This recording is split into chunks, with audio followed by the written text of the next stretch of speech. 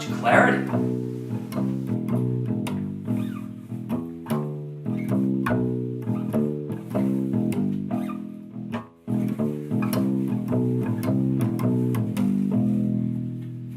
Hi everybody, my name is Brian and welcome to the newly named Poli-Tic Talks. So today's video is going to be about the conflict between India and Pakistan over the province of Kashmir.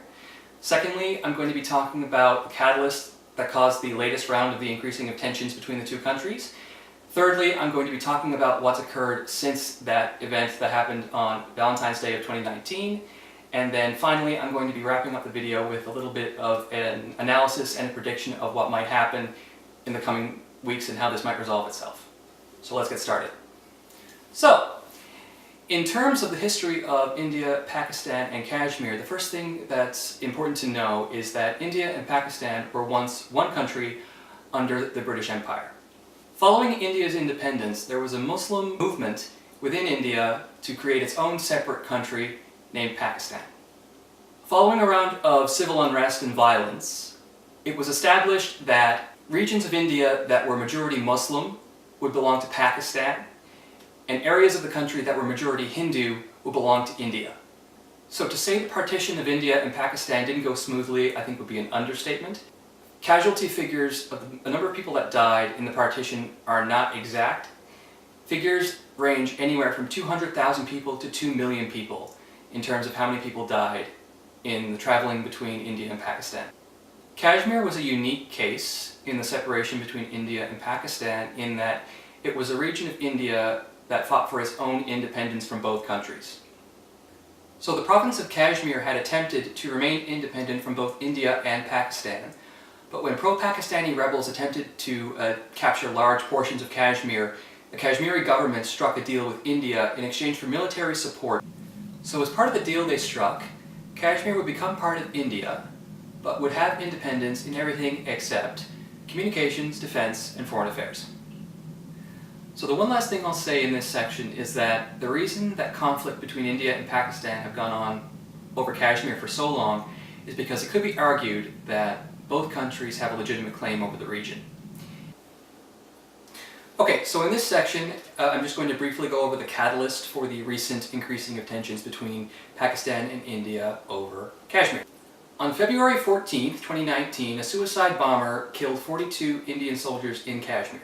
India has claimed that the attack was carried out by a Pakistani-based armed group called Jaish-e-mohammad.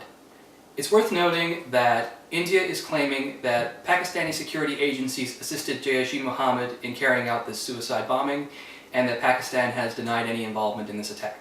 Alright, so in this section I just want to talk about a couple of incidences that have occurred as a result of the suicide bombing on February 14th in Kashmir. The first is the capture of an Indian pilot who jettisoned from his fighter over Pakistani airspace. The pilot was captured by the Pakistani government and has since been released back to India. Since the alleged bombings of those targets inside Pakistan, the Pakistani government released photographs on Twitter that they claimed proved that the Indian bombers missed their targets. India maintains their claim that their bombers did in fact eliminate the targets they set out to destroy.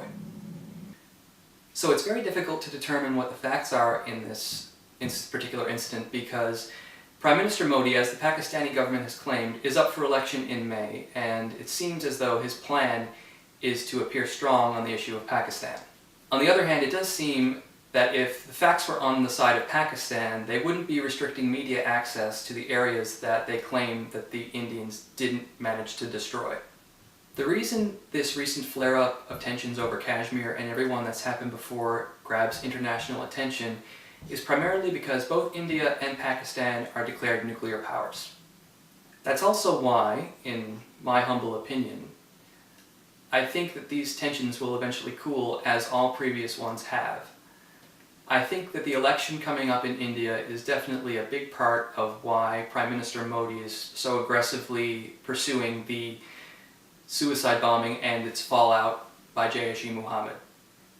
And as a final note to this story, as of recording this video, the Pakistani government has arrested several members of Jaish-e-mohammad. Anyway guys, I think that's it for me on this one. As you may have noticed, there's a serious leap in the production value of this video compared to the previous ones I've done. Special thanks to Nicholas with Directions Photography behind the camera.